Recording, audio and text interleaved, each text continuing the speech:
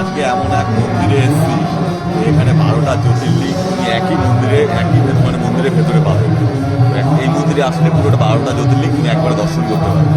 আর এই যে দেখতে পাচ্ছ মন্দিরটা পেছনে দেখতে পাচ্ছ, এই মন্দিরটার পেছনে একটা বড় শিব ঠাকুর আছে। সেই শিব ঠাকুরটা আজকে ড্রোনে শুট করবে।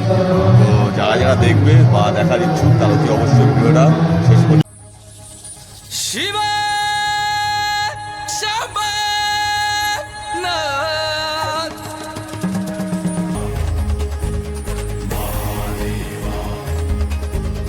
মহাদেবা